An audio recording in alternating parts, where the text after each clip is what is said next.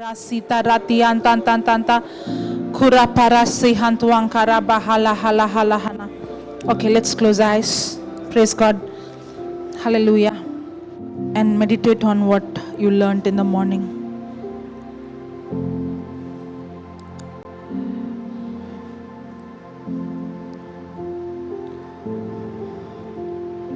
Lord, we thank you, as your word says, when two or three are gathered in your name, you are there in our midst. Thank you, Lord, for you have promised an anointing when we come in unity, in search of you, to know you, to know your word, to hear your voice. Father, we thank you for your love, that you gave your only Son for us. When we see the cross, we see the evidence of your love for us. Thank you, Lord, for the price that you paid. Thank you, Jesus, for the blood that you shed. And it is your blood that has washed me, cleansed me.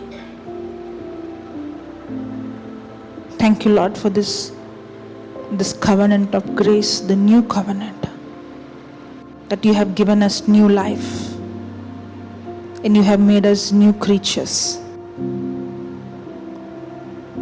born again, renewed, transformed.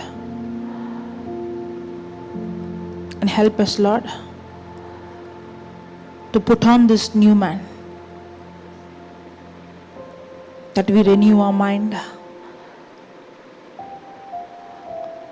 change the way we think according to your word, your promise. Holy Spirit, you take complete control of this session. You know exactly what we need today. You know exactly what I'm going through. You speak to me, Lord. And I thank you, Lord, for enlightening the eyes of my understanding, to know you, not just with a theory knowledge, but with an experiential knowledge.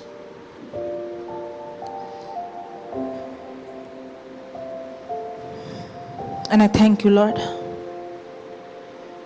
Thank you, Holy Spirit, for your presence in this house. Thank you, Lord, that you have put your angels charge over us, the ministering spirits, ministering us. And thank you, Lord, for confirming every word of yours with signs accompanying. In Jesus' name we pray, Father. Amen. Praise the Lord.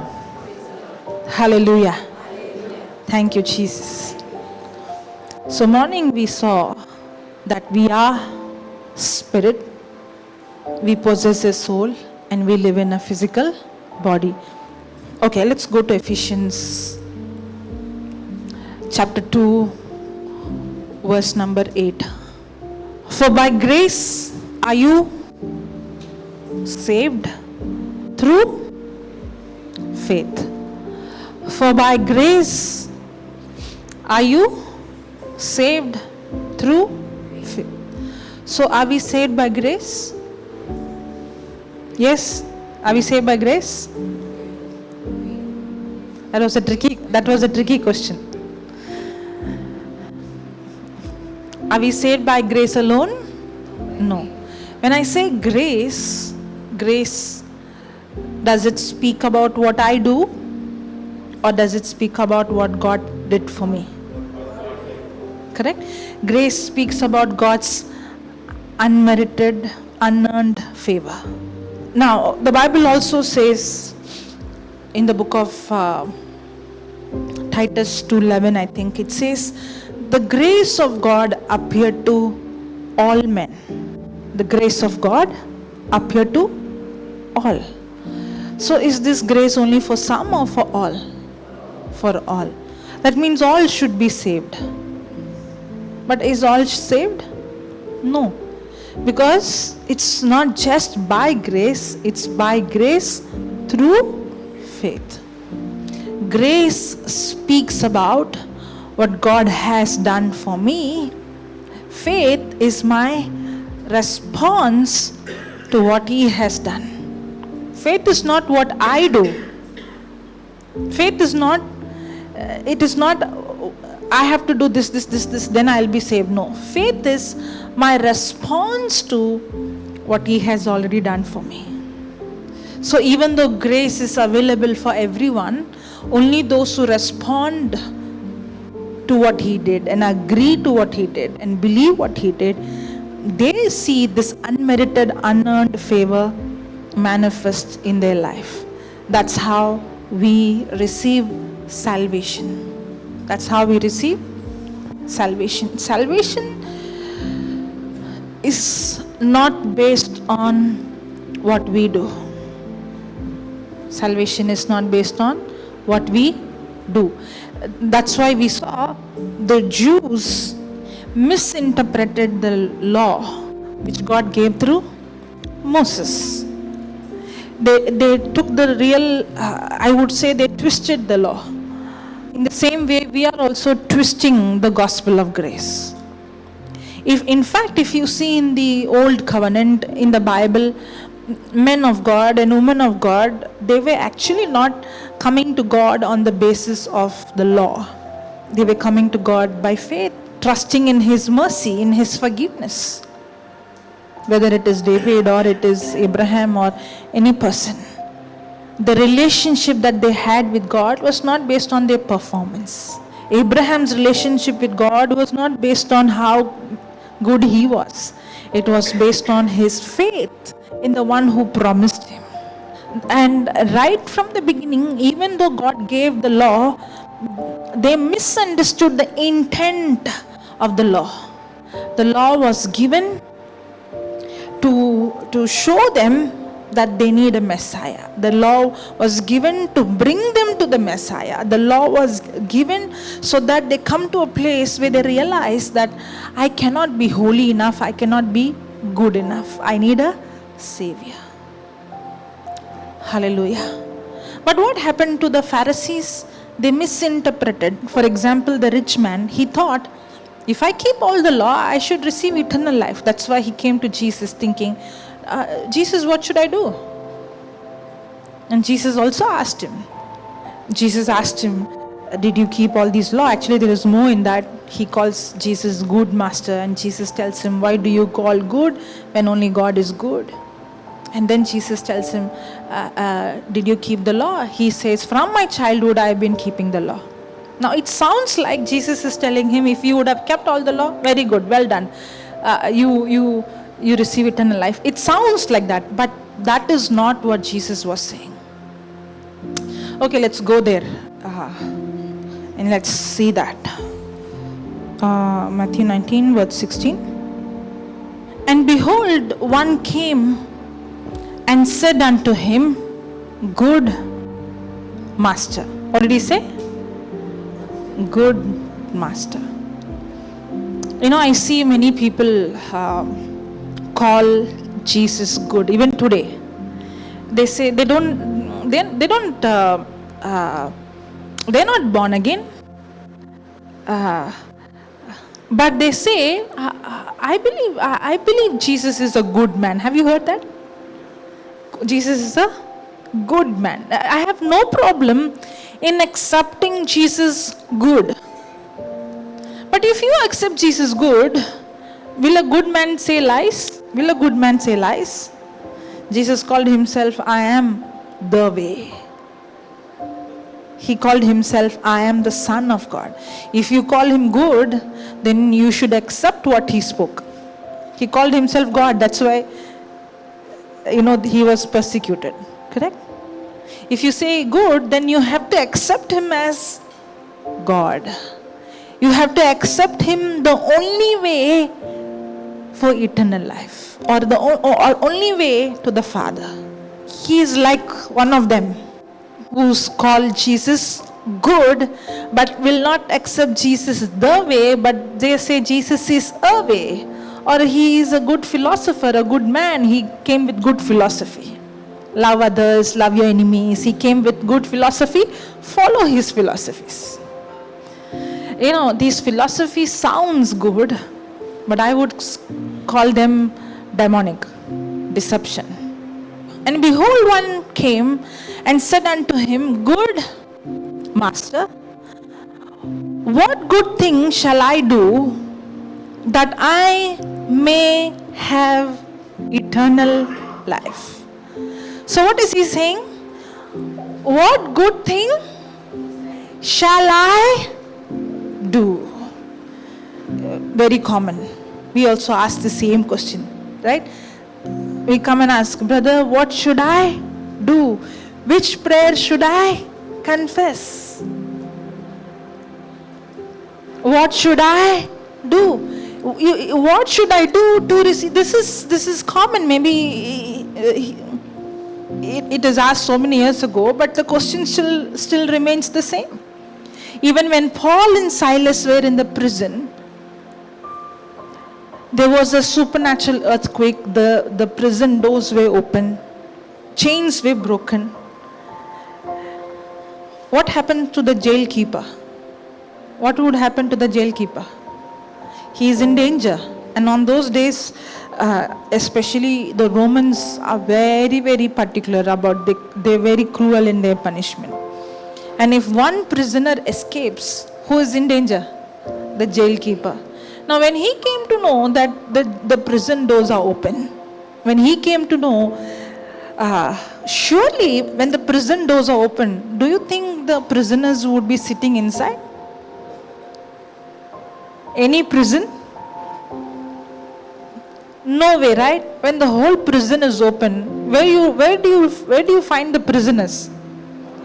So he came to a conclusion, everybody would have escaped, let me kill myself. But he did not know they all were caught up in the presence of God, and that was the best place in the planet Earth. Where will they run? They were enjoying. Praise God. Yeah, he comes. Praise God. Okay, now when he was when Paul spoke to him and he says, don't harm yourself, we are here. And then he comes and he realizes this God whom this Paul and Silas are worshipping is real. And with fear and trembling, he asked Paul and Silas same question like how this man asked. Put that Acts 16:30. We'll come back here.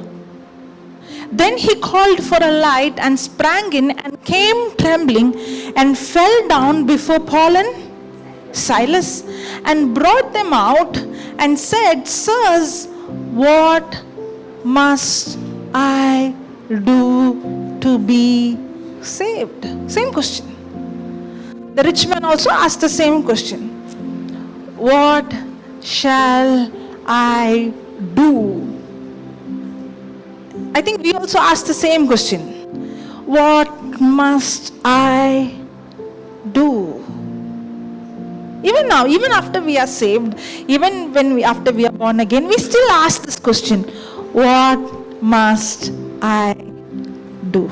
It's so ingrained in us. That's why no matter how many times we come and preach this, every time it shakes your foundation. Because the foundation is not on grace, our foundation is built on law.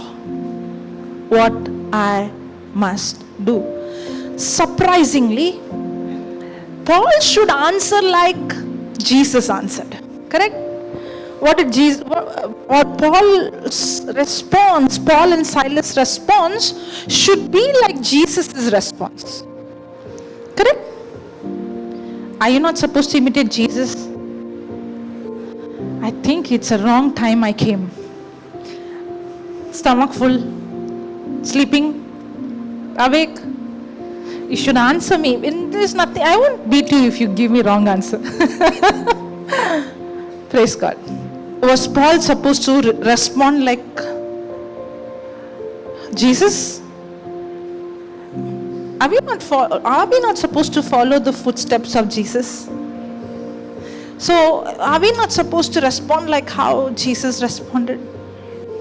So one man comes to Jesus and asks him, what should I do to receive eternal life? Same question somebody is coming and asking to Paul and Silas, what should I do to be saved?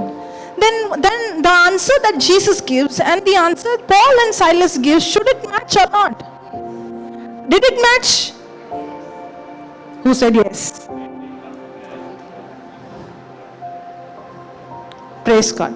Okay, now let's go back. We'll come to the scripture again, okay? We'll go there. Matthew 19:16.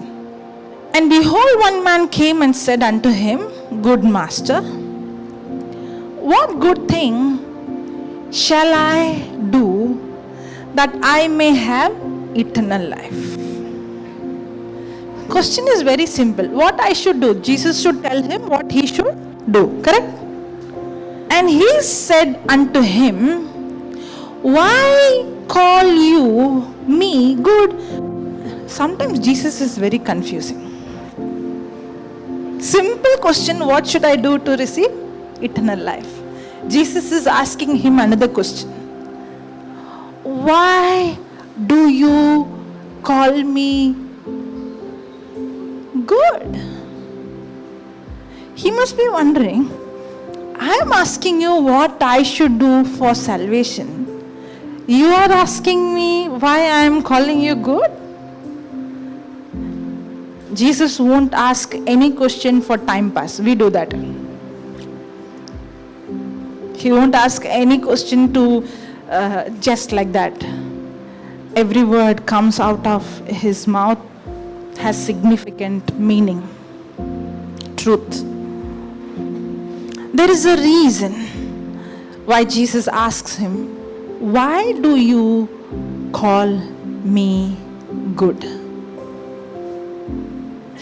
Do you want to know why he asked this question?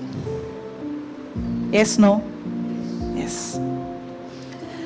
And he said unto him, why call you me good?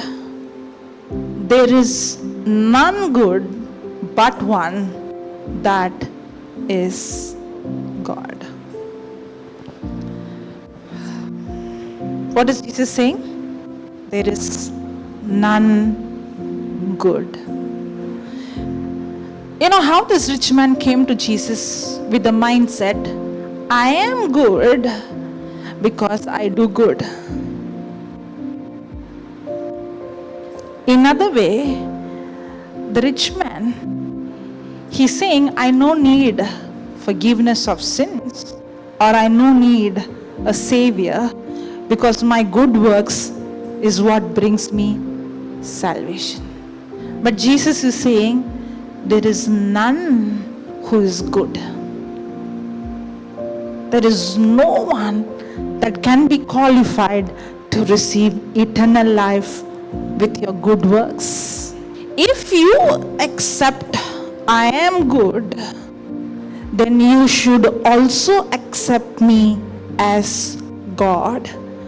That's what Jesus is saying. If you call me good, don't you know that only God is good? There is none good. And then Jesus, Jesus knew his heart is not right. This man's heart is not right. He doesn't come with a heart to change. He comes with a heart of pride. You know what is the difference between pride and humility? A proud person depends on his own ability, his own self. We think saying lies is sin, committing adultery is sin, robbing is sin, murder is sin. That's the mindset this rich man has. According to the law, I did not commit adultery, I did not say lies, I kept the Sabbath, I was circumcised this 8th day, I did this, I did that. And all this what I am doing is according to the law, and I qualify to receive eternal life. His complete dependency, trust was on himself, not on God. His attitude was not right. He came with the wrong mindset, a wrong heart condition. That's why the Bible says God gives more grace to the humble. A humble person is a person who comes to a place when he or she knew, it's not what I do, Lord. That's why when the woman who was caught in adultery, when she came to Jesus, was she trusting in her works? No. Because she realized, when Jesus said, when the woman was washing the feet of Jesus with her tears and with the ointment, Jesus said, the one who's forgiven more loves more. The one who's forgiven more loves more. When I read that in the beginning, I was thinking, if I would have committed more sin, then I would have be forgiven more, then I could love more. This looks like I should have been a bigger sinner, then I could have loved God more. I don't know why I get such kind of thoughts. It did sound like that. When I see big sinners, I'm thinking, so nice, they can love God more. But the problem is, the moment I said big sinner means what? I'm trying to depend on my good works. I am not so bad like him. I am not so bad like her. But I fail to realize I am equally sinner like anybody else. There is nothing called big sinner, best sinner. Praise God. The problem with this man is he thinks he's better than somebody else who's called sinner. But he did not realize he's just sinner. He is the same. He is just like anybody else. All of us. That's why Jesus is saying there is no one good. Everybody has committed sin. No one can be qualified with their own good works. It's not because I committed more sin, I can love God more. No, that's wrong. But when I come to a realization of what Jesus did, I experience how much He has forgiven. That experiencing God's love is what helps me to respond to that love, that I can love Him more. And Jesus said unto him, why call you me good? There is none good, but one that is God. But if you will enter into life, keep the commandments. So what Jesus is saying, if you want to receive eternal life, you have to keep the commandments. Is Jesus saying lies, or is He speaking the truth?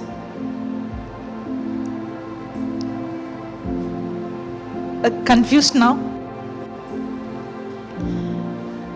Can anybody keep all the commandments? Then why is Jesus saying, if you want to receive life, keep the commandments? Because the law was in action. Now, Jesus is saying, keep all the commandments is true. If a person keeps all the commandments, then he will receive eternal life, which is the truth. But the problem is, no one can keep all the commandments. The commandments are perfect, the commandments are holy, the commandments are good, but man has sin in him, and the law is perfect, but man is not perfect. Even though the law demands us to keep all the law, man is incapable. That's why Jesus already gave the answer. There is no one good. Means there is no one capable of keeping all the law or keeping all the commandments. In fact, He gave the answer and then He is giving the question. He Himself said there is no one good. Only God is good. Means what? No one has kept the commandments. That means no one can qualify eternal life by keeping the commandments.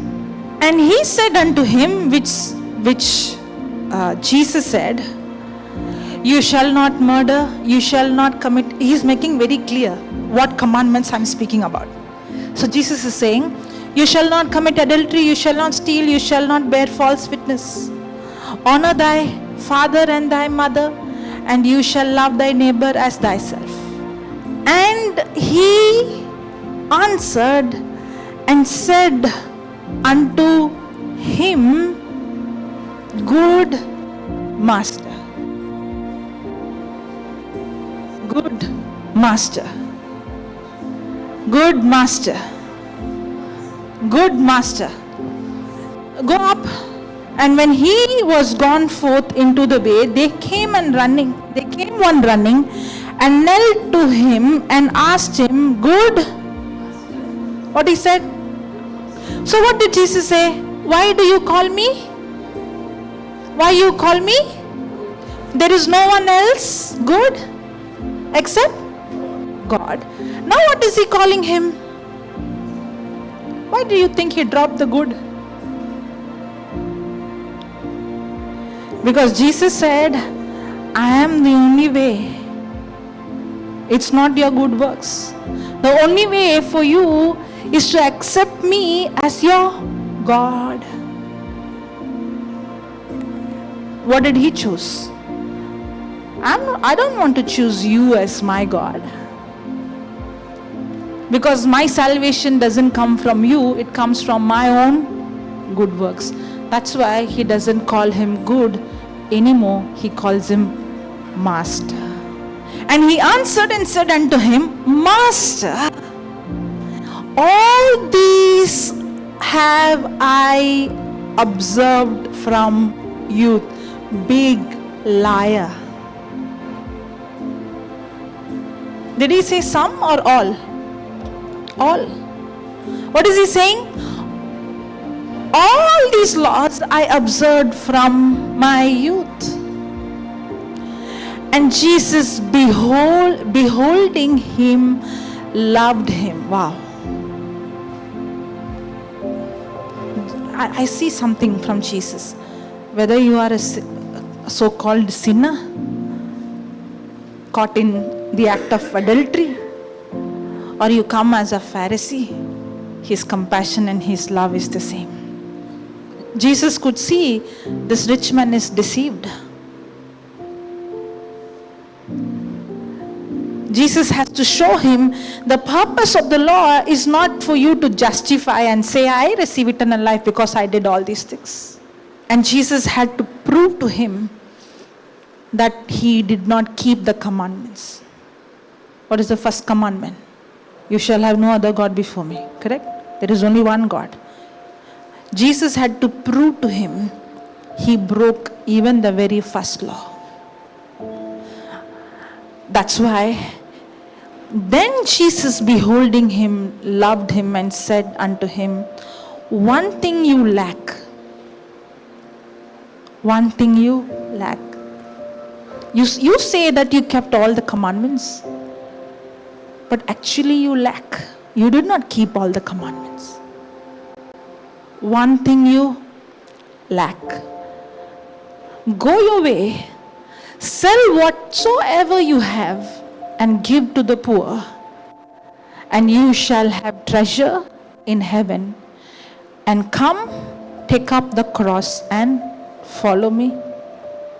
And he was sad at the saying. When the woman caught up in adultery came to Jesus, she went back joyful. When the tax collector came, he went back joyful. When Zacchaeus invited Jesus to his house, joyfully he gave back everything. When sinners came, they went back joyful. When the righteous came, went back sad. You know why Jesus told him, sell everything? To show him that he broke the first commandment. He was serving two masters. If you would give him an option, God or mammon, he was serving mammon. No one can receive eternal life by what they do, by their own works. When the same, and as you said, this answer came from Jesus because Jesus himself was under the law. He was born under the law. He came to fulfill the law. And this law was given to the Jewish people, not to the Gentiles. The gospel of grace is what was given to the Jews and the Gentiles. What did Paul and Silas say? Can you go back, Acts 16:30? And brought them out and said, Sirs, what must I do to be saved? And they said, keep all the commandments. Do this. Go to the church, change your name. Did they say you have to do any of these things? Or did they say, believe on the Lord Jesus Christ and you shall be saved and your house? Can we receive salvation with any of our good works? No. Or is it a free gift? Free gift. Now, yesterday I told you, Jesus did not just come to this world to forgive our sins. Jesus came to restore that lost relationship. Today morning we saw, man is created in the likeness and image of God, in his spirit. Correct? When man committed sin, God and man was connected in the spirit, but now there is a separation. There is a disconnection from God. And Jesus came to restore that lost relationship. When I receive salvation, that lost relationship is restored. My spirit and his spirit has become one. That's what happens when I receive salvation. I would say being born again is the biggest miracle that would ever take place in a person's life. Being born again is the biggest miracle that would take place in a person's life. It's a miracle. You know why it's a miracle? Because when you and I were born from our mother's womb, we were born with this sin nature. We were born with corruption. The seed of Adam, the corruption has been passed. That even the DNA, the physical DNA is corrupted. Praise God. But the good news is, just like how the jailkeeper came and asked Paul and Silas, what should I do? There is nothing that you should do. All that you have to do is believe in what Jesus did and accept him as your Lord God and Savior. It's not about, many times it is like I have to, like how brother was saying today morning, if you don't accept Jesus Christ, you are going to hell. Some people come for prayer meeting or retreat because girlfriend or boyfriend called me. So I came. And the person says, okay, the Bible says if you believe in your heart and confess with your mouth, you are saved. So you make the person, okay, if I confess with my mouth, Jesus Christ is my Lord God and Savior, my boyfriend will be happy or my girlfriend will be happy. So let me confess. Don't give me such look, as if it doesn't happen. It does happen. Maybe you don't know. Praise God. Now why did I confess Jesus Christ is my Lord God and Savior? For Christ or to get the person?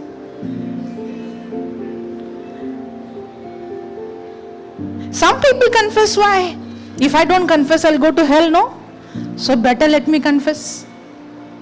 Now what am I thinking? If I confess, that itself is the works. If I confess, then God will save me. Now am I trusting in what Jesus did for me, accomplished on the cross, or I am trusting in my own confession? You missed it again. That's why many people, we think they are born again, but we get confused, are they born again? Because this is how they think they were born again, just by confessing. That's why the Bible says, believe in your heart and confess with your mouth. That believing is not believing in my confession. That believing is believing in what Jesus did for me on the cross. In fact, it is, yesterday I said, right, when the dada tells jump, will the child say, I believe in my heart, I confess with my mouth, my dada will? No. It's not necessary, it has to be in this format. Somehow we think if you don't confess in this format, maybe you are not saved. What about the thief? Did he spoke those words? I believe in my heart, I confess with my mouth. Jesus, you died, right now you're dying for me. Did he confess like that? No. But he put his trust in him. He realized that he need mercy. It's not about following a formula, saying some prayers or doing some kind of duty that will bring salvation. It's the trust in him, not in what you do or what you perform. There's a big difference. Hallelujah. Thank you, Jesus. I don't know whether you are understanding it or are you getting it? Yeah. When you understand that there is no way I can earn this, there is no way that I can be perfect, there is no way that my good works can qualify me. In fact, I am born with the sin nature. I do not become sinner. If we think we have been trained right from childhood, if you tell lies, you are a sinner. If you rob, you are a sinner. We think my action is what makes me a sinner, but we fail to realize the reason we act in certain way is because we were born with that sin nature. But something beautiful happens when a person gets born again. How and when does a person gets born again? When the person believes. When will a person believe? When the person hears. When will a person hear? When the gospel is preached. That's why Paul says, I preach the gospel not with human wisdom, but I preach the gospel with the demonstration of the Holy Spirit. And on the other day, Fiona was speaking on Galatians 3rd chapter, right? In that, if you see Galatians 3, he says, oh, you foolish Galatians, who bewitched you? And he says, when the gospel was preached to you right before your eyes, as if Christ was portrayed, crucified, the Galatians did not see Christ crucified with their eyes, but what Paul is saying is the gospel was preached in such a way as if you could see Christ crucified. And it was the preaching of the gospel, when they heard what Jesus did for them and when they believed in what he did for them, that's when they received salvation. And that very moment, the biggest miracle takes place. Today you saw the picture, the image of spirit, soul and body. Spirit, soul and body. The moment you believe, and you know what? Even that believing is a gift. When you hear the gospel, that word gives you the power to believe the gospel. Many times we have this question, how will I convince somebody? How will I make anybody to believe this or understand this? One of the calling I have, one of the ministry I have is, wherever I go, God opened doors for me to preach to the doctors. For the very first time, when I went to Sri Lanka, I had a chance to preach in the hospital for the doctors, especially the head of the departments, the senior doctors. And there is this doctor, her name is Dr. Nimasha. She is working in that hospital. So she is the one, she used to attend Papa Johnson's Bible study, and she heard that I'm coming to Sri Lanka. She had seen my testimony. I think this is somewhere in 2017 or 18.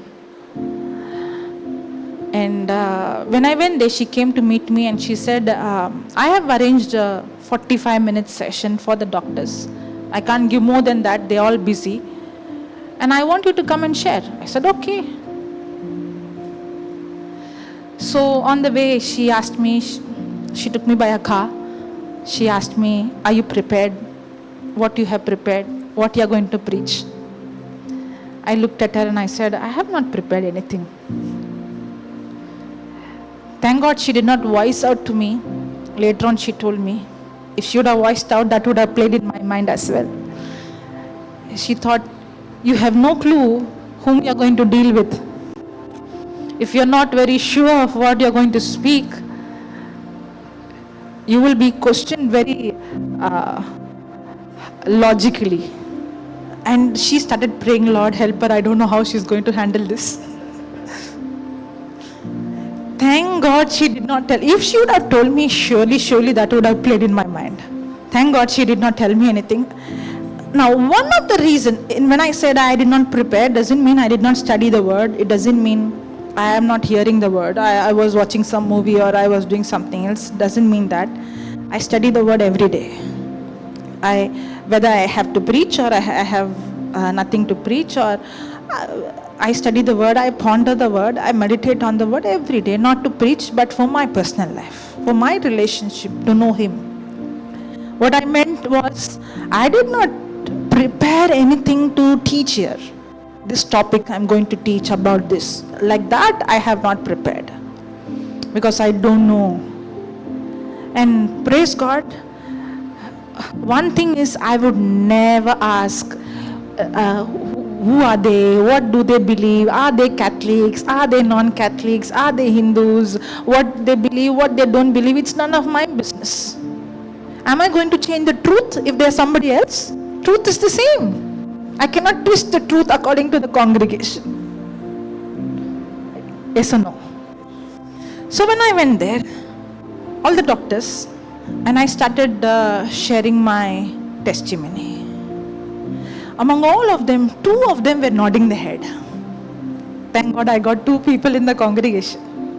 So I understood these 2 people looks like they believe in Christ or believe in the word of God, and they were giving me good response. Everybody else who were looking at me, what story are you speaking about? And the way they looked is, our experience is more than your age. That kind of look they gave. And it's like, it doesn't make any sense. You know, some of them are retired now. At that time they were really 30, 40, 50 years in that field. What do you think? What do they think? What do you know? What you have experienced in life? You know what gives me confidence to go to any place to preach the gospel? You might think maybe I'm very good in scriptures, or I'm very good in, I have good knowledge in the word, or I'm very holy, or I pray and all those things. But I know one thing. Gospel is very simple. Gospel is what the Lord has done to me. The gospel is how this word has transformed my life. Maybe I'm not a scholar. Maybe I don't know many things. But this word has transformed my life. And all I have to do is to go and speak. Because now when I say my life transformation, it's not a story, it's reality for me. And when I preach the gospel, my job is to preach. And that word that is preached, that carries the anointing. And that word is what is going to convict their heart. Am I going to convict them? No. My confidence is not on me. My confidence is in the word itself. Faith comes by hearing, and hearing by the word of God. No matter whether the person is a scientist, a lawyer, or no matter who the person is. When the word is spoken, the word of God is what goes and convicts a person's heart. And after I shared my testimony, I had another 10 or 15 minutes. And now, I looked at them. It looked like one theory class was over. And there was one doctor. She must be even watching now because she follows our teachings. One doctor, she was sitting right like how she was sitting in the front. And she is the senior most of everyone. And she is very strong in her field. And I asked, anybody has any pain? Can you imagine? Can I ask such question among the doctors? So I asked, anybody has any pain? She was sitting right in the front and she was the first person raising a hand saying, yeah, I have pain. Thank God, all these people, what they were thinking, I came to know later on. So she thought, okay, let me see what she's up to. Because she's been an expert in learning about pain and she knows what pain is. And she raised her hand and she said, yeah, I have pain. I said, okay, come. And she comes. And these two doctors who was responding, I called one of them. And I know that they are operating in faith. And she came. And now I'm telling her, today morning we saw, right? Mark 11, speak to the mountain. Today or yesterday? Today. Speak to the mountain, correct? So if I can speak to the mountain, can I speak to the bones? Yes. So I told them, you're supposed to speak to the bones now. I don't know what is the problem in she said she had a problem in her knees. So now the doctor has to repeat me. I speak to you, bones, joints, cartilages, tendons, ligaments, and I'm thinking, I don't even know whether I'm saying the names right. But very genuinely, she was repeating me. She did not add anything else other than what I was saying. And I told this doctor, can you move your leg and check now? She began to move and she said, I can't believe. And I asked her, what do you mean by I can't believe? She said, my pain is gone. Now when she said my pain is gone, she was thinking in her mind that there is a part in the brain, if that gets triggered, you will feel as if the pain is gone, but that works only for some time. So she thought that I triggered a part in her brain so she could temporarily feel as if there is no pain, and she went back home and she waited for 24 hours for the pain to come back. When the pain did not come, and she calls Dr. Nimasha and she tells her, that pain did not come back. Really, God healed me. Till today, when I go to Sri Lanka, these doctors would come. Now I don't go to the hospital, they come wherever we go. Hallelujah. Not one doctor, the group of doctors come. Praise God. Now, what is your job and my job? In my intellect, understanding the word, according to me, if the person doesn't believe, the person won't have faith. That's what I was thinking. If the person is expecting pain to come back, pain will come back. Thank God, I many times our own thinking, our own unbelief hinders many healing, In fact, God saw her heart. Her heart was seeking God. But it is her science, the knowledge that she had was hindering her to believe. But she has this heart that really wants to know God. And every time I go next time, after 2 years or 3 years when I went, this Dr. Nimasha was having a clinic. And this time, one of her patients' house had a big outside open space. In that space, she called all her patients. And will any doctor call all the patients for healing service? And let me tell you, it was so easy for me because she already did the groundwork. Even for these doctors, The reason it was easy for me is she is the one who's working inside, and she is the one who's giving them the word little by little, and that's why she could prepare the groundwork to bring them to that place. In fact, for me, the job was easy. She did the hard work, I did the easy work. Many times we think, I have to change somebody. I have to change this person's mind. I have to, especially at home, we do this a lot. We have to change people in our house. We have to try to convince them. We have to prove to them. But I don't see Jesus proving to anybody that he's right. But every time he would preach, the preaching of the gospel was proved by the Holy Spirit with signs, wonders, and demonstration. My job is to preach the word. His job is to prove it. When the gospel is preached, when the real gospel is preached, the problem is many times gospel is not preached. That's why people don't get saved. Many times we think gospel is preached, but law is preached. You should not do this, you should do this, you should do this, you should be like this, you should do that. And the focus is not on what Jesus did, the focus is on what I have to do. Do this for 9 days, do this for 10 days, do this for 1 year, do this. And if you do all these things, then God will do this. That's not gospel. Gospel is the grace of God.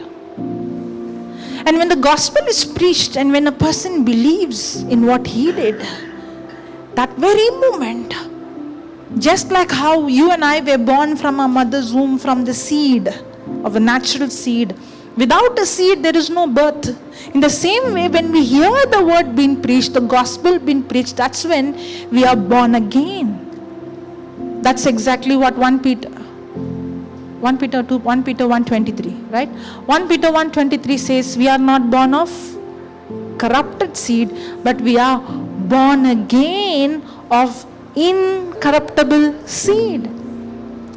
When I was born from my mother's womb, I was born from a corrupted seed.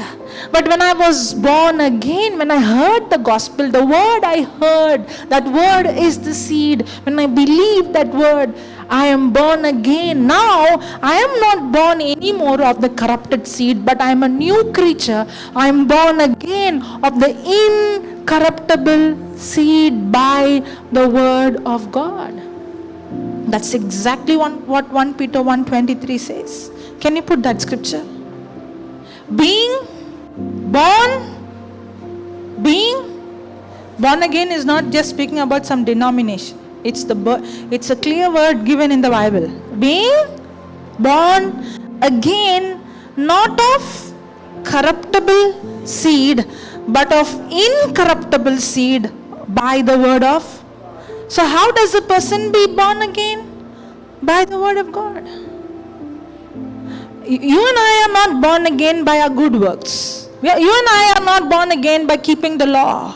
You and I are born again when we believe in what Jesus did. When the word of God is preached, when the gospel is preached, when the good news is preached, when I believe in what Jesus has done for me. Put that image. That's when I'm born again. Now when I'm born again, this spirit which was corrupted, which has the sin nature, is now completely renewed, born again, has become new. That's why I said this is the biggest miracle. The old is gone. That's exactly what 2 Corinthians 5:17 says. Anyone who's in Christ, he is a new creature. Can you put that scripture? Therefore, if any man be in Christ, he will become a new creature. He is becoming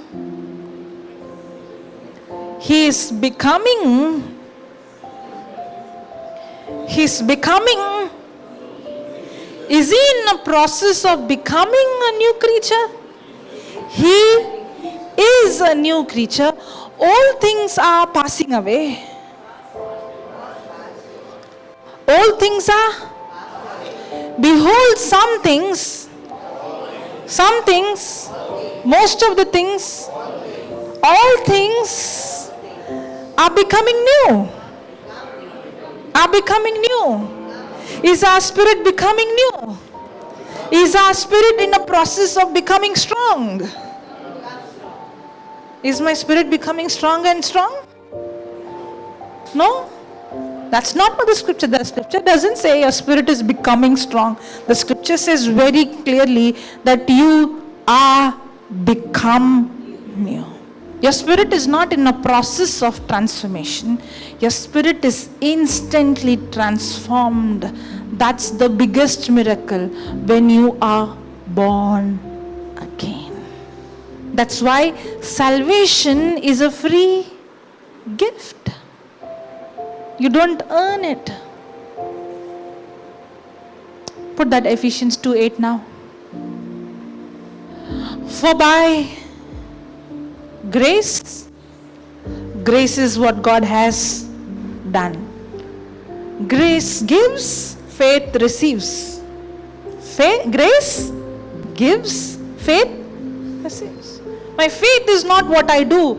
Faith is simply receiving what God did. There is an action required in receiving. That action is works of faith. Grace gives, faith takes. Grace is what God has done. Faith is my response to what He has done. But the good news is, even to respond, God has given me grace to respond. Means even that faith is given to me freely. Wow.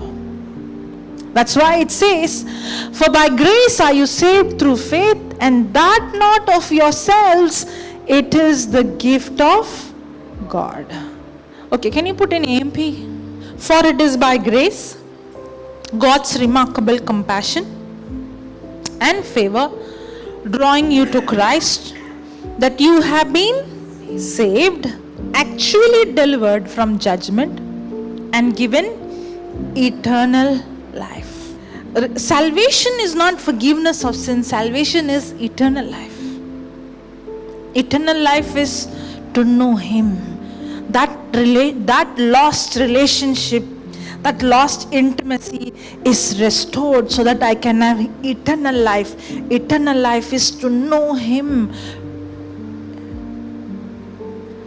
To know Him intimately. To walk in Him, through Him, with Him. That relationship is restored. And this restoration is not based on what I did. That's why the Bible calls it as the ministry of, okay, go back to 2 Corinthians 5:17 again. Now see this. Therefore, if any man be in Christ, he is a new creature. All things are passed away. Behold, all things are become new. And all things are of God, who has reconciled us to Himself. It's not just that we are made new creation, sin is gone, sin is forgiven. No. Now that sin nature is gone and I have God's nature, I'm completely made a brand new creature. So that now that sin cannot hinder my relationship with God anymore. That's so that He has reconciled, restored that lost relationship. That restoration of that relationship for us to have eternal life is what? To know Him. Knowing is not just knowing, having a knowledge. It's speaking about an experiential knowledge that comes through an intimate relationship. Like how Adam knew Eve, it speaks about intimacy. Eternal life speaks about intimacy with our God, with our Father. The reason why Jesus died for us is not just to forgive our sin. The reason He came to this earth to restore that intimacy, that relationship for eternal life. And eternal life is not life after death that you go to heaven. Eternal life is now. And you don't wait to die to have that intimacy. Eternal life begins now, here. And all things are of God, who has reconciled us unto him by Jesus Christ, and has given to us the ministry of reconciliation. Not only are we reconciled, but now we have a new ministry. You and I have a new ministry. What is that ministry? The ministry is the ministry of reconciliation, not ministry of wrath, of God's anger. You're not supposed to go and preach God is angry with you, God is punishing you. You're supposed to preach the reconciliation, the love of God, that God came down in search of you to restore the lost relationship. That is our ministry. Usually when there is restoration in a relationship, the one who committed the crime, or the one who cheated, or the one who is wrong, is the one who has to pay the price to restore it. Correct? A and B cheated A. Okay? Now B wants to restore the relationship. So what do? B comes and B pays the penalty or asks for forgiveness. Correct? With God and us, the enmity came because of God or us? Us. Who has to pay the penalty? We. But who paid the penalty? In this restoration, he pays the penalty for our sin to restore this relationship. And now he has given us this ministry of reconciliation, where we preach the gospel to restore the relationship with God again. And this restoration of God's relationship with us is no longer based on how good you are. It's only believing in how good he is. Wow. It's not just being born again once with, and many times the problem is when a person comes to church, maybe bad person, or everybody born from mother's womb sinner, okay? But somehow we have that category. We would go and tell the person, God loves you, Jesus loves you, no matter what you did, correct? But after the person is saved and comes to church, or comes for the retreat, or comes for the prayer meeting, after that the person does the same mistake. What will be your response? At that time God loves you, but not now. You better change. Correct? Correct? Why do we say that? We think until you are born again, God's mercy. After you are born again, God's anger. That's why we are born again by faith, and we walk by faith. It's not just being born again by faith. We live by faith. It's not just, yes, I believe in what he did, and I'm born again by grace through faith. But we are supposed to walk by that faith. That's why the just shall walk by faith. That means every moment, every second, I do not depend on how good I am, but I depend and believe. I walk by faith, believing in his goodness. That was the problem with the Galatians, what Fiona was taking the other day. Put that Galatians 3:1-3. O foolish Galatians, who has bewitched you? Maybe I'm reading in such a way it sounds very light. It's very harsh words. Paul is calling the Galatians, you foolish. It looks like they did some big murder or some big crime, the way he is angry with the Galatians. O foolish Galatians, who has bewitched you, that you should not obey the truth, before whose eyes Jesus Christ has been evidently set forth, crucified among you. Then second verse. This only would I learn of you. Okay, this you might have an English problem here. You know what he's saying? He's asking, I have a question for you. I want to ask you a question. Another way to say, I want to ask you a question. That is what it means. This only would, okay, put some other translation. Put AMP. This is all I want to ask of you. Let me ask you a question. Is he asking in a good tone, nice tone? Already we saw his tone, you foolish. So he's asking, I have a question for you. What do you think Paul's question would be? Question about their sin, bad life, wicked life? You know what is this question? Did you receive the Holy Spirit as the result of obeying the requirements of the law?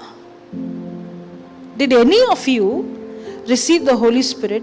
It looked like Jesus was asking the rich man, if you keep all the commandments, you shall receive eternal life. Correct? It looks like the Jewish people have been trained that if I keep the law, then that's when I receive salvation. Now Paul is asking the Galatians, did you receive the Holy Spirit because you kept the law? Did they receive the Holy Spirit because they kept the law? What do you say? Yes or no? Yes or no? Are you sleeping? Look at your neighbor and ask, are you sleeping? If they see the eyes like that, shake your neighbor. Thinking, okay? Praise God. Ask your neighbor, did you receive the Holy Spirit because you kept the law? Ask no. Ask no. What is your neighbor saying? He's saying not? You're not born again? Under the law, not born under the law. Okay. But usually we say, right, do this. Maybe you are not saying keep the law, but there is some other conditions. Correct? You have to by heart this prayers and come. You have to do this. If you do all these things, then the Holy Spirit will come upon you on a particular day. Nothing like that in the Word of God. Praise God. That's what he's asking. This I want to ask you, did you receive the Holy Spirit as the result of obeying the requirements of the law, or was it the result of hearing the message of salvation with faith, believing it? Was it by you keeping the law or doing some good works, or is it by you believing in what Jesus did for you? How did they receive salvation? How do anyone receive salvation? How do anyone be born again? By keeping the law, or by what they heard, they believed? Now Paul's question is, if this is true, that you did not keep the requirements of the law to receive the Holy Spirit, are you now so foolish and senseless? Are you so foolish and senseless, having begun your new life by faith? It's not just you begin by faith and then you go into good works. Okay, when you come inside as a sinner, God doesn't see your sin, He doesn't see your past. You are like a prodigal son. Now you are born again. Now you are baptized. Now you are called a Christian. It's okay. But now onwards, you should do good works. From now onwards, you should do all these things. Yes or no? In general, yes or no? Yes. For that only, Paul is calling them foolish, senseless, all those things. He's saying, just how you were born again, that's how you live your Christian life. How you were born again? By faith. How do you walk as you are justified? By faith. That's what he's saying. Are you so foolish and senseless, having begun your new life by faith with the Spirit? Are you now being perfected, reaching spiritual maturity by the flesh? You were born again by faith, but reaching spiritual maturity by keeping the law? By doing this, by praying, by this and that and all those things? Okay, let me explain. You know, one of the reasons why I preach again and again, or you see us preaching again and again, grace. When I got touched and when I was born again, the first thing that happens is, when a person becomes born again, he is a new creature. All things are passed away, all things have become new. Just like how when a baby is born, the baby has hunger. When a person is born again, that person has extreme hunger for the word of God. Put that spirit, soul, body image again. Now see this. When a person is born again, I told you the biggest miracle takes place. He is instantly made a new creature. All things are not passing away, passed away. It's not becoming new. He is instantly, completely become new. But only this part. But the soul is still having the old way of thinking. Can you put Galatians 5:16? For the flesh lusteth against the spirit. Now, the word lust speaks about the word lust in the Bible is also spoken in a good way. The Holy Spirit lusteth. Usually in the world we think lust means sexual sin. No. Lust means a strong desire. Lust means a craving. Okay? Now, the flesh lusteth means the flesh is strong. The flesh lusteth against the spirit, and the spirit against the flesh. And these are contrary to the one to the other, so that you cannot do the things that you would. But if you be led by the Spirit, you are under the law. You are not under the law. Okay, now put that image again. Now when a person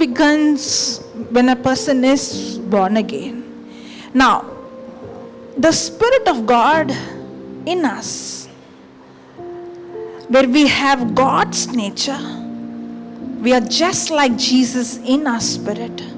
And now we have extreme hunger, extreme thirst. In fact, we have this love of God that is poured in us, which cries, Abba, Father. But also in our soul, the unrenewed mind. You know, when you saw that word flesh, the flesh lusteth.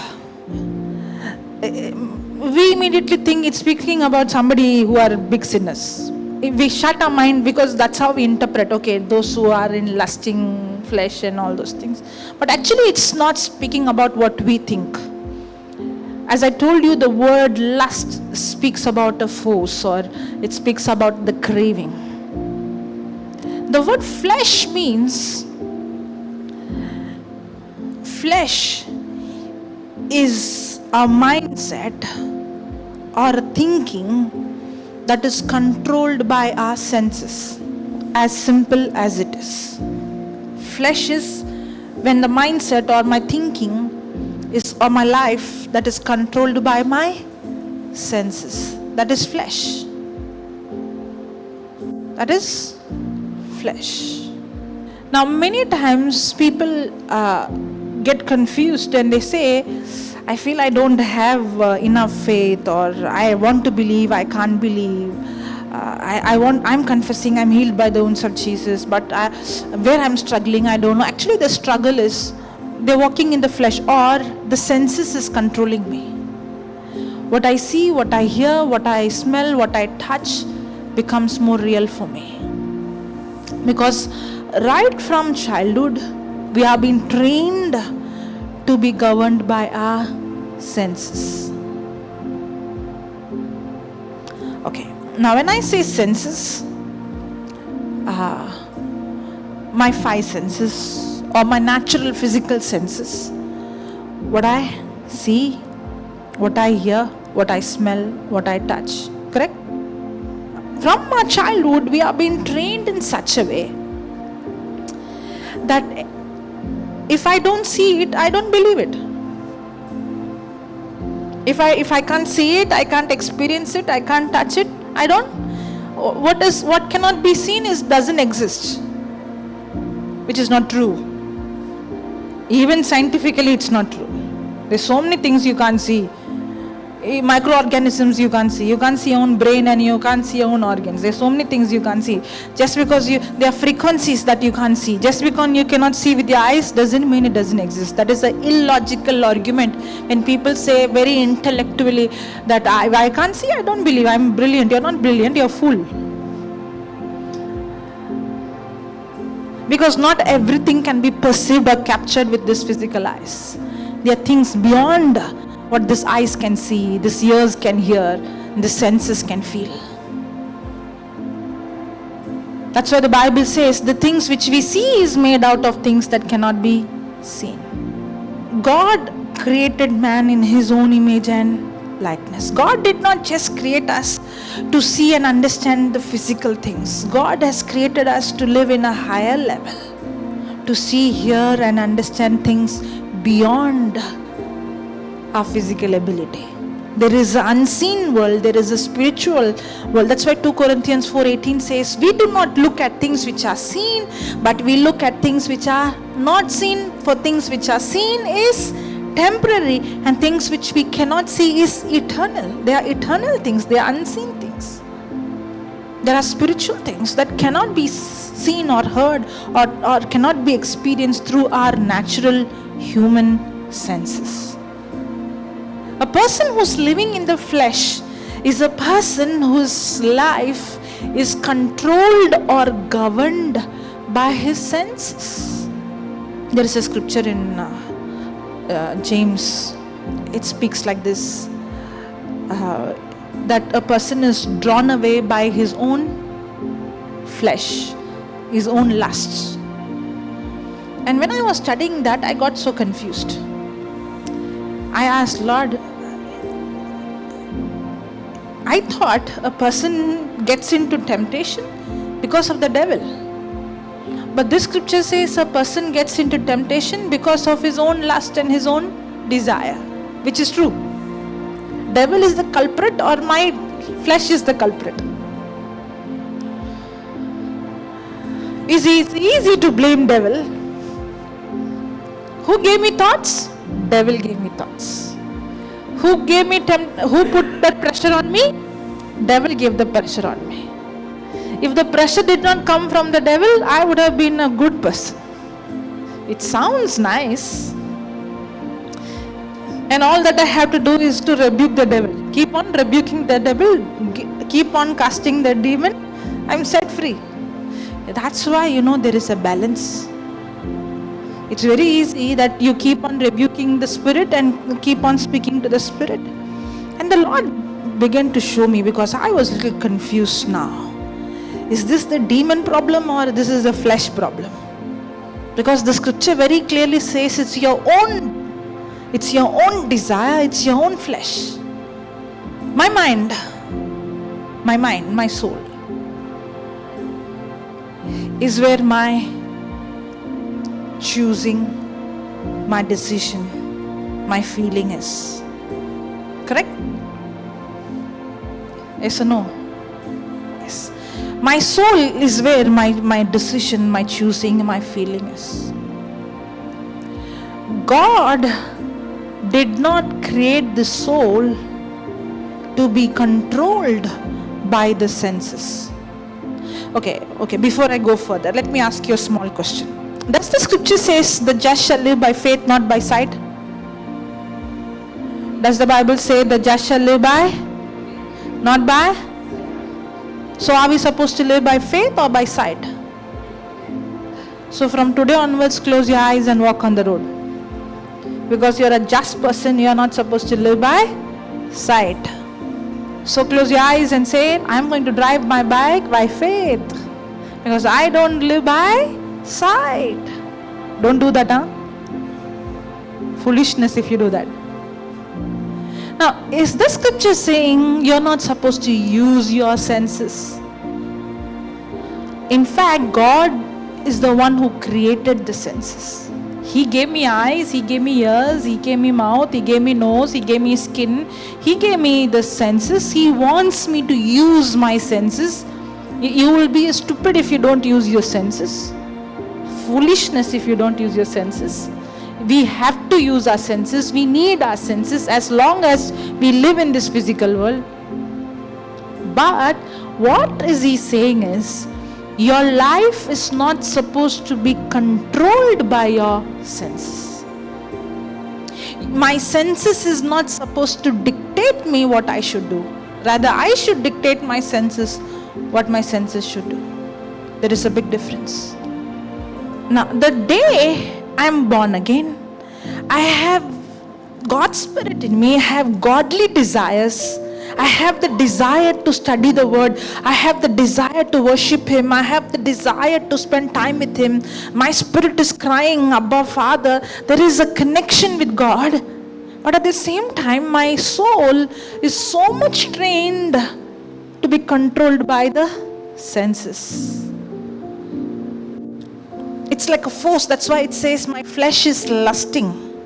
It's like a force. If somebody says something, I'm driving and somebody comes and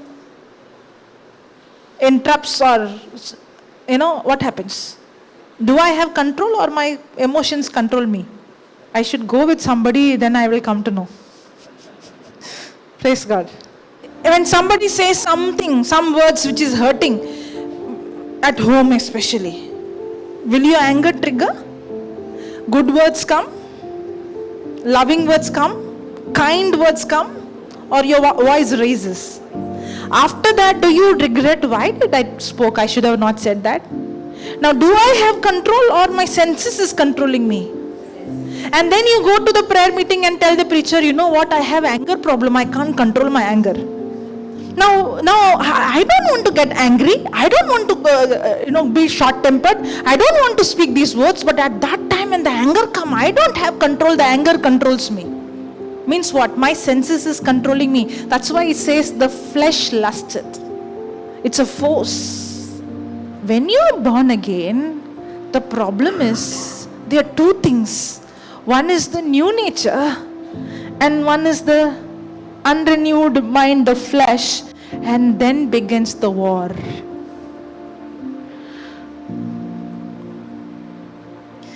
Actually, that war is a good news, not bad news. The war is indication you are alive.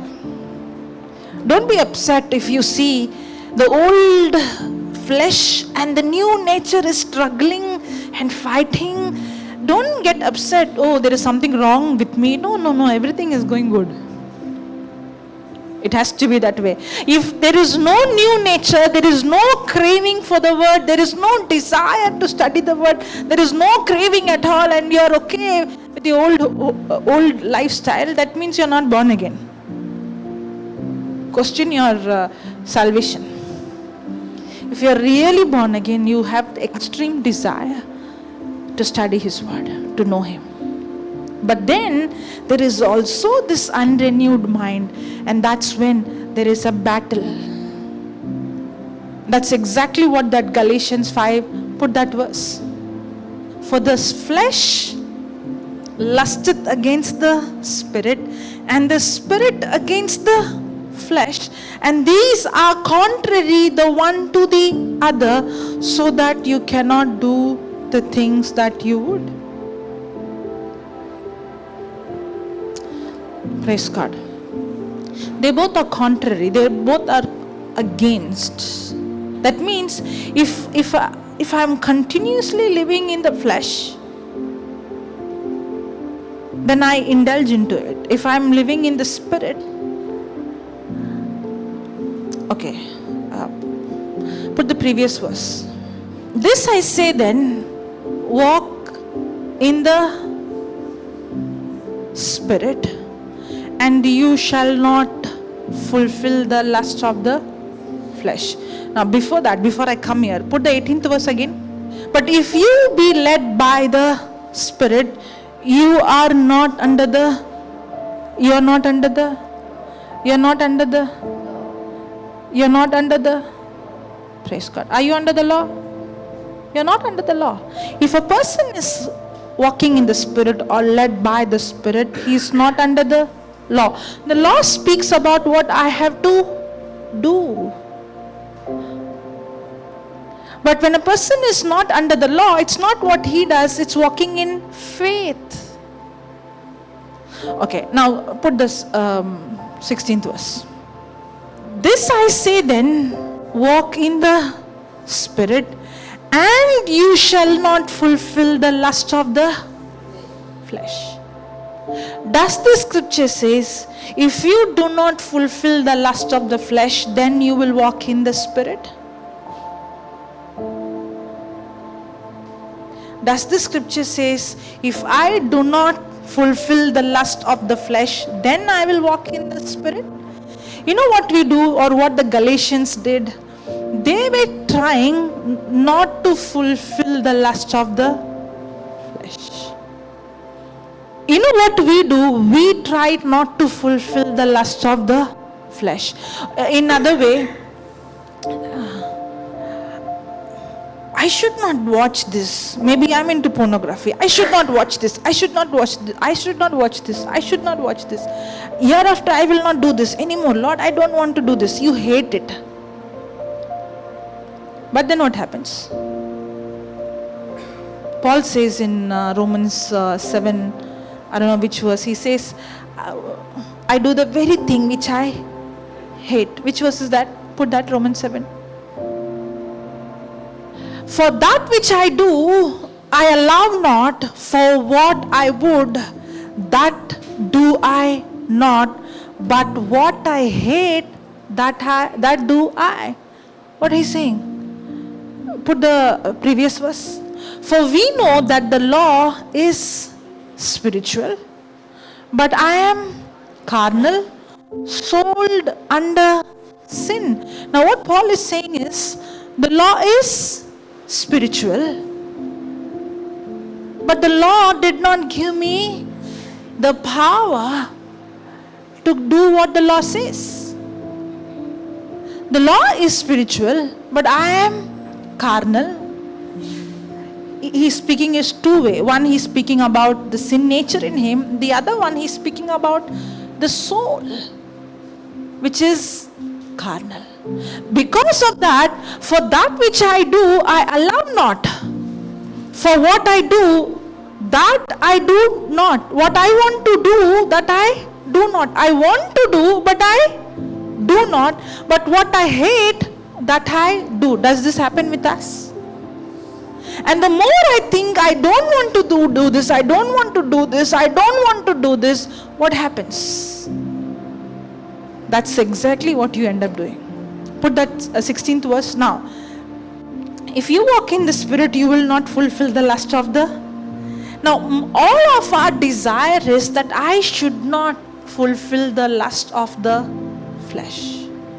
When we preach on grace and when we say, your sin is no longer a hindrance, it sounds like it's okay to live in sin. No, that's not what the gospel says. The gospel teaches us that you and I cannot overcome sin with our own ability. In fact, living a sinful life is going to cause destruction. Today morning he said, right? When I commit sin, there is an agreement with the enemy where I am giving access to the devil, because when I yield to the enemy, when I yield to the lie, when I yield to him, he becomes my master, and the devil is mastering me in that area, whether I am born again or I am not born again. Maybe my spirit is complete and whole, my spirit is perfect, but in my soul, when I live in sin, the devil still has a hold in that area of my life. Sin is not okay. Sin is, since the new covenant doesn't give license to sin. The new covenant doesn't say sin is no longer sin. No. The new covenant doesn't say sin is good. That's not what the new covenant is preaching about. The new covenant whether it is old covenant or new covenant, sin is sin. Sin is dangerous. Sin is results in disaster. Sin brings death. Sin brings sickness. But the difference is, in Old Testament, I did not have the power to overcome sin. In New Testament, I am empowered by God's ability, that is God's grace, to overcome sin. The difference is, God has no problem with sin. God loves me the same. But when I live in sin, the devil has problem. God's love for me is not based on my action. But when I live in sin, there is consequences for that sin. But the good news is, now I don't need to use my ability, my power, my strength to overcome sin. Now God's power is given to me to overcome sin. I'm no longer going to fight this sin with my ability. I have the Spirit of God in me. I am born again. I am a new creation. I have His ability put in me. That now, when I walk by the Spirit, or when I'm led by the Spirit, and when I walk in faith, it's God's power that enables me to overcome sin. That's exactly what the scripture says. Now we try our best not to do. I don't want to fulfill the lust of the flesh, but I end up living in flesh. But this scripture gives you an answer. If you're walking in the Spirit, if you're led by the Spirit, you're no longer under the law. But when you begin to walk in the Spirit of God empowers you to overcome the lust of the flesh. As simple as it is, there is a bucket full of dirty water. If I try to remove the dirty water, the dirt from the water, I might find it very difficult. In fact, it is impossible when it comes to our life. To come out of that sin is impossible. But what happens when I started to flush good water into that bucket? That good water will begin to flush the dirty water out. That's exactly what happens when I begin to walk in the Spirit. Then I say, walk in the Spirit. The Bible doesn't say don't fulfill the lust of the flesh, or don't walk in the flesh. The Bible says, no. You begin to walk in the Spirit. When I begin to walk in the Spirit of God empowers me to overcome the lust of the flesh. When I'm born again, in my spirit, I'm a new creature. I have God's ability in me. The power to raise the dead is in me. The power to open blind eyes is in me. The power to give life to a crippled body is in me. Do you think this power is based on how good we are? Or this power is given the very day we were born again? The very day we were born again. He was speaking about the tap. The power manifest is based on how much you renew your mind. It's not based on any of those good works we did. It's by our faith in what He did. That's why Christian life is not a life that you're not just born again by faith, but you walk by faith. That walking by faith is being led by the Spirit of God. And when you begin to walk by faith, you don't need to leave sin. Sin leaves you. Praise God. Okay, before we go, shall we write something? And I want you to understand what you're writing, okay? Deliverance from sin. Yeah, deliverance from sin. Deliverance from sin and its influence. Deliverance from sin and its influence does not come from ourselves. Deliverance of sin and its influence does not come from ourselves. This can only be achieved. This can only be achieved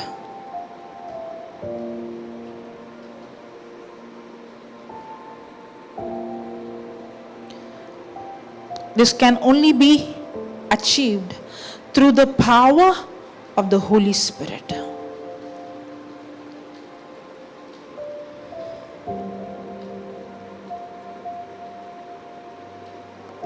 This can only be achieved through the power of the Holy Spirit. When we let the Holy Spirit control us, when we let the Holy Spirit control us or lead us, He breaks the power of the flesh. He breaks the power of the flesh. When we let the Holy Spirit to lead us or control us, He breaks the power of the flesh. Now, I don't want you to just write it, I want you to understand this.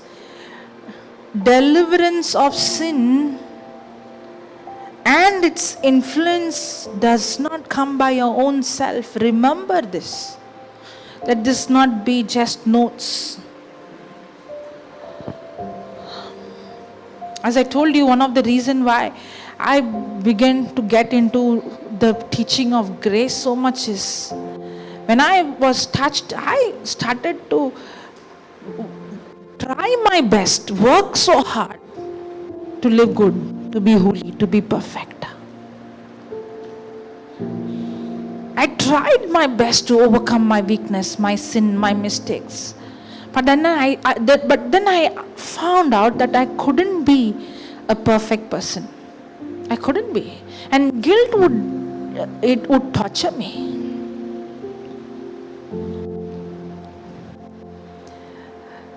But then when I began to understand His grace, every time I would see weakness in me, every time I see flaws in me, I know one thing, with my own, I cannot overcome this. Earlier, whenever I would see flaws in me, mistakes in me, I would go into guilt and I would feel, Lord, I messed it again, I hurt you again, I again did this to you. I feel that. But now I came to a point where I begin to realize God loves me.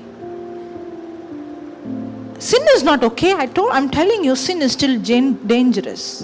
But I come to my realization that I know that I cannot overcome this with my own. That's what you wrote.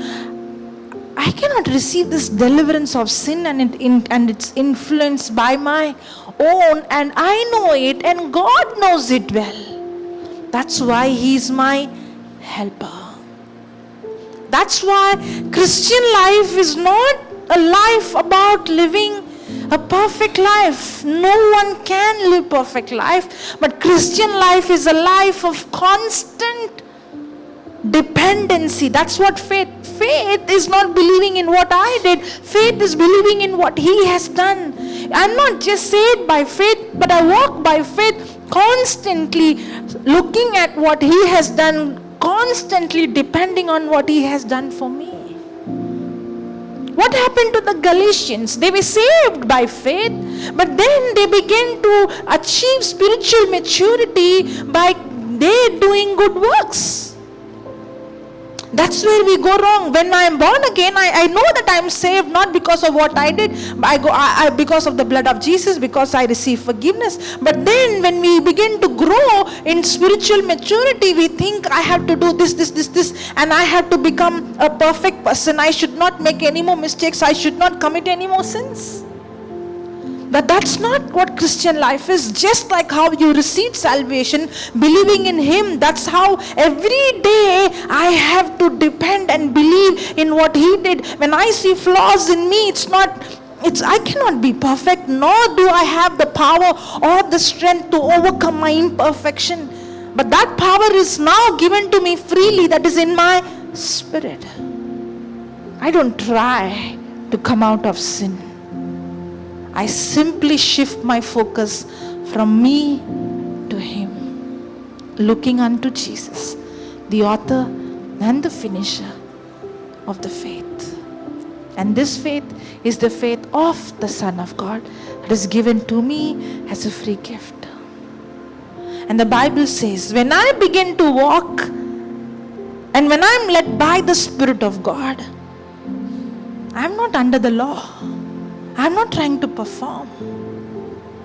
I constantly believe every minute, every moment in what He has done. And when I begin to walk in the Spirit, it's the Spirit of God, it's the Holy Spirit who breaks, who destroys the works of the flesh, the power of sin in my life. Praise God. But if you understand this, your Christian life will be awesome. Awesome. That's what I want to repeat again. Christian life is not about living a perfect life, but Christian life is realizing in my imperfection, in my weakness, His grace is sufficient for me. That's the new covenant life. That's exactly what He's saying. Then I say, walk in the Spirit. You begin to walk in the Spirit. Don't worry about the flesh. When you begin to walk in the Spirit of God, the power of God is what enables you to overcome the works of the flesh. Okay, last. Write this one point, then I'll finish. Continuation, okay? It is important to notice what this verse does not say. It is important to notice what this verse does not say. It is important to notice what this verse, that is 16, Galatians 5:16, does not say. Denying the flesh. Before you write, many a times you hear this word, die to flesh, die to flesh. Actually, that's not what the gospel tells you. Denying the flesh is not the solution. You might be shocked. Denying the flesh is a result of walking in the Spirit. Many people think the scripture is speaking us to die to our flesh. That's not what the scripture is saying. The scripture is saying you walk in the flesh. When you walk in the flesh, by default, you are putting your flesh, walk in the Spirit. When you are walking in the Spirit, by default, you are putting your flesh to death. This dying to flesh, carrying your cross, I would say these are most misinterpreted scriptures. Because many times people say, I die to flesh, I die to flesh, I die to flesh, is when you're more alive on flesh. Because you're thinking, no, I did this, I sacrificed this, I went so many distance walking, I went here, I did this. You died to flesh? No. In fact, you're more aware of what you did than what Jesus did.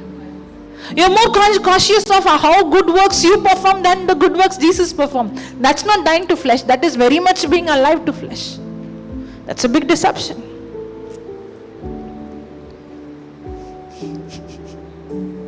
Praise God. I could see some faces. Oh, really? You know what? When it pains you, when it hurts, when it pains, when you're dying to flesh, that pain and that hurt is the indication you're dead. Your flesh is not dead. Dead person doesn't feel the pain. If it is hurting you and you're saying, I'm dying to flesh, you are lying actually. I really want to close, but I couldn't. And somebody straight to me is showing the watch for a long time.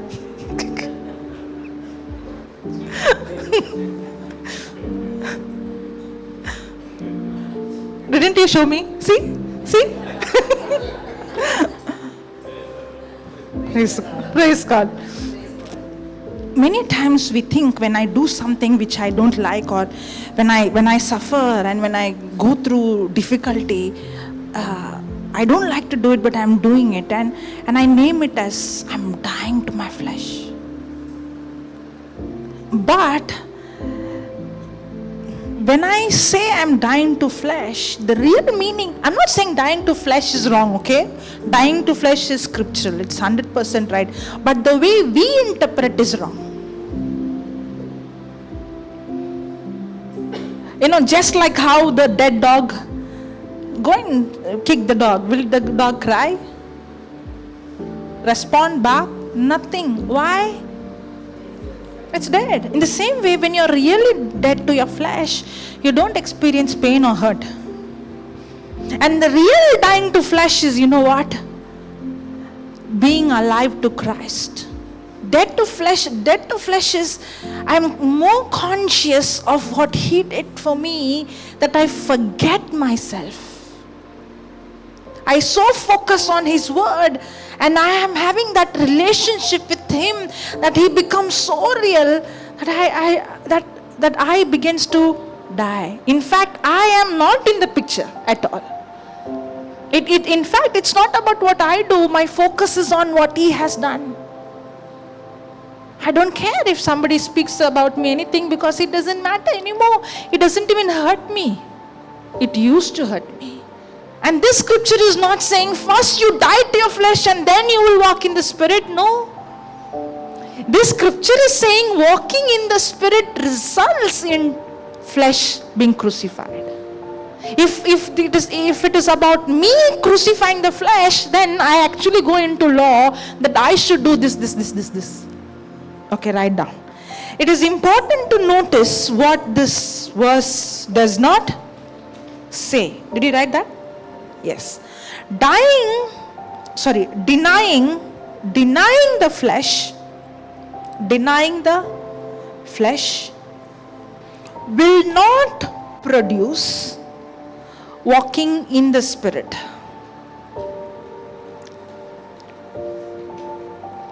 Denying the flesh will not produce walking in the Spirit. But walking in the Spirit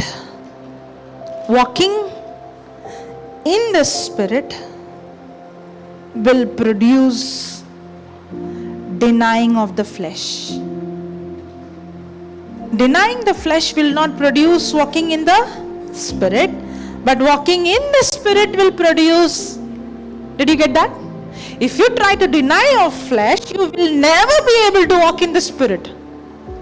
But if you begin to walk in the Spirit of God is He's the person who will destroy flesh. It is He who destroys sin. Put that spirit, soul, body. This power is in me. If I try to deny this flesh, my senses, with my own ability, I will fail. But when I begin to draw the power from here, it is this power in me, God's power, that destroys the works of sin and the influence of sin in my life. And that's why one of the biggest gift God has given us is the gift of tongues. Because when I pray in tongues, this is the place where there is battle, correct? The battle is in my mind. That's what we saw. The Spirit lusteth against the flesh. There is a war between the Spirit and the flesh. There is a battle going on. But then God has given me a gift called the gift of tongues, which can bypass my flesh or bypass my soul, bypass my mind. That's why when I pray in tongues, my spirit prays, but my mind is unprotected. This power to overcome sin is where? In my spirit. This power to overcome my weaknesses in my spirit. The power to raise the dead is in my spirit. And that's why The Holy Spirit is my helper because He knew with my own I cannot overcome, but He is there to help me in my weakness. That's what Romans 8:26 says. It's the Holy Spirit who helps us in our weakness. So when I am praying in tongues, actually I am drawing this power of God, the love of God in me. The problem is we don't pray in tongues. And then we are asking, Lord, help me. And God is wondering, I have given you help. Pray in tongues. Because when in your weakness, when you do not know what to pray, how to pray, the Holy Spirit is there to help you, to intercede for you, through you. He is there. And the problem is we think if I overcome this sin in this flesh, then I can walk in the Spirit. And we are struggling to receive power. We are struggling to do something to earn God's favor. But we fail to recognize this power is in us and we have a helper. You are not alone in this battle. You are not fighting this with your own ability. You have an helper who's inside of you, who's willing to help you 24/7. And when you yield to Him, that's when you are led by the Spirit of God. When you are led by the Spirit of God, you walk in the Spirit. When you walk in the Spirit, that's when you deny your flesh. The new covenant is not a covenant that teaches you that sin is okay. The new covenant is not a covenant that gives you license to live in sin. But the new covenant is the covenant that gives you the power. That's why Titus 2:11 and 12 says that the grace of God teaches us to deny ungodliness. Grace is not the license to live in sinful life, but grace empowers us and teaches us. The law showed you that there is sin. The law was showing you that there is corruption. The law could only show that there is sin in me.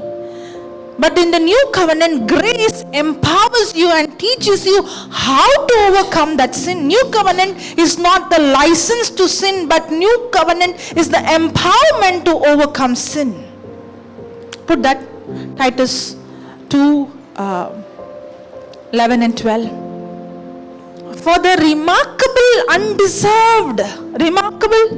undeserved grace of God that brings salvation has appeared to all men. It teaches us, this remarkable undeserved grace of God teaches us to reject ungodliness and worldly immoral desires and to live purpose that reflects spiritual maturity in the present world. The law of Moses did not teach us to reject ungodliness. The law of Moses only showed that we showed the sin or ungodliness in us. The new covenant is not a covenant that says sin is okay. No. The new covenant, the old covenant showed you that there is sin, but the new covenant is what teaches you how to overcome. None of us can overcome sin or the influence of sin with our own ability. But the Spirit of God Himself helps us. That's why walking in the Spirit is the result or is the solution for me to deny walking in the flesh. Grace is the only thing that teaches me and empowers me to deny, to reject ungodliness and worldly immoral desires and to live a sensible, I did not read one line. Sorry, and to live sensible, upright and godly lives. Grace teaches us to reject ungodliness and worldly moral desires and to live sensible, upright and godly lives. Live with a purpose that reflects spiritual maturity in this present age. Hallelujah. Thank you, Jesus. Did you get that? Okay, let's close our eyes. Praise God. Close our eyes. Come on, close your eyes. Let us stand in honor, in respect, in reverence for what He has done for us. Come on, look at Him. Close your eyes and look at Him. Close your eyes. and look at him. What awesome God we serve.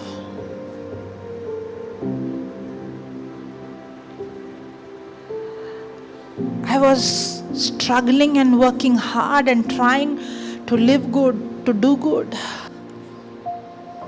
Just like how Paul said, I want to do good, but I can't do it. And I end up doing the very thing which I don't want to do. And I see there is a battle going on.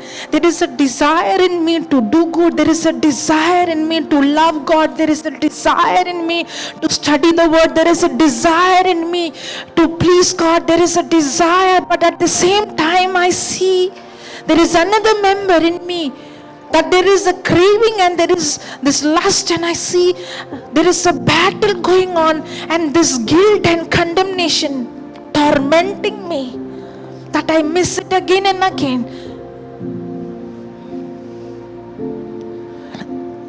But today, Lord, you spoke to me. When I see that weakness in me, when I see that struggle in me, when I see that sin, not in my spirit but in my mind, in my soul, when I'm struggling, I know that with my own I cannot. But your grace is sufficient for me in my weakness. It's not with my power, with my ability, but your spirit, Lord. And where there is the Spirit of God, there is freedom, there is liberty. It's the Spirit of God who sets me free. You are not alone. The Lord is saying, you are not alone. You have an helper. I am with you. I am in you. I am your helper. I am not here to judge you. I am not here to condemn you. I am not here to punish you. But I am here to help you in your weakness. Because I love you with an everlasting love. It's guilt and shame that keeps you away from Him. And the devil is a liar who constantly brings your past. But Paul says this, there is only one thing I do. There is only one thing I do, forgetting my past. No matter what you did yesterday, no matter what you did even a moment back, that is past. And it is time for us to forget that past and look unto what Jesus did for us, the author and the finisher of our faith, who embraced the cross, despising the shame for us.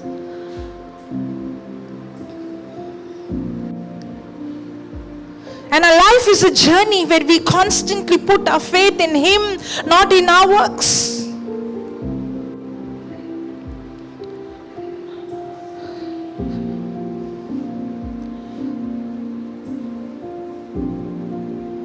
The Spirit of God is here. The Spirit of God, Jesus, is here. And He's speaking to you, my child, my son, my daughter, I love you. No matter what happened in your past, I love you.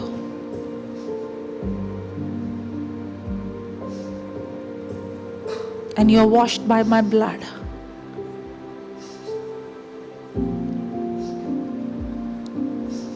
Father doesn't look at you based on your action. The Father looks at you through the lens called Jesus. He looks at me just like how Jesus is. He's not angry with me. He's not upset with me. In fact, He's pleased with me. He's not pleased with me because what I did. He's pleased with me because of what Jesus did. If He had to be pleased with me based on my action, He can never be pleased with me. But Father is pleased with you. Father is pleased with you because of what Jesus did for you.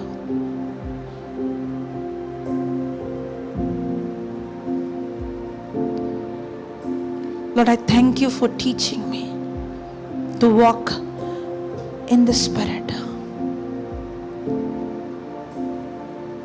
Thank you for teaching me to be led by your Spirit. Thank you for teaching me, for constantly look at you. Fix my focus on you, on your word, on your love. Today I understand dying to flesh is being alive to Christ. The more I make Him the center, in His presence, in the presence of God, in that intimacy, my flesh began to die.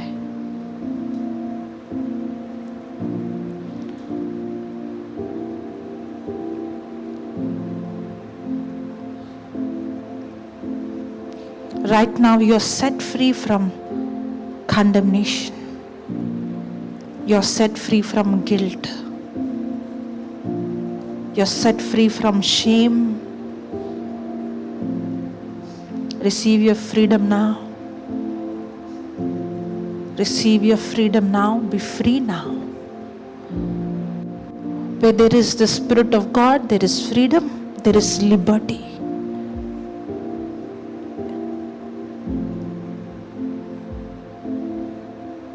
Shihalahana kura baba nashi horanashi kara baba nashi hantu hara baba baba kuranashi kara bala hara hara shikara baba zihantu ankara shikara manashi antu ankaraba zihantu ankara shikara bala sidaram para sidarahana shihantu ankara sidara baba kurama manashi shele te te te te te Zuantaranasi karapapa harasi manasi hantuankanasi karamanasi harabana kuramamana so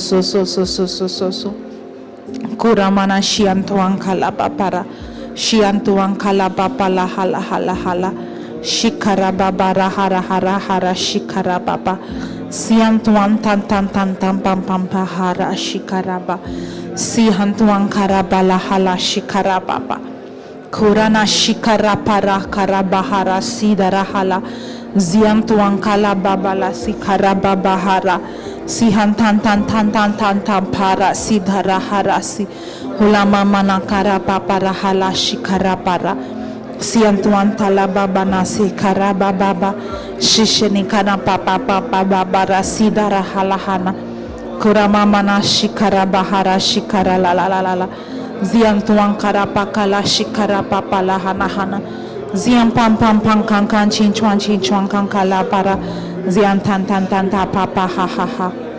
Praise the Lord. Hallelujah. Praise God. Thank you, Jesus. How many of you experience freedom? Raise your hand. That heaviness is gone. That guilt is gone. Praise God. Thank you, Jesus. Can you tell us what's happening? I can't express the feeling.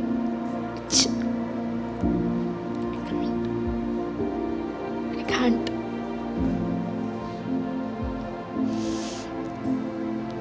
Isn't it awesome? It is awesome. Praise God. Hallelujah. Thank you, Jesus. Praise God. Let's give the Lord a big hand. Praise God. Thank you, Jesus. And this is the new life God has given us. This is a new life. And this is why He created us.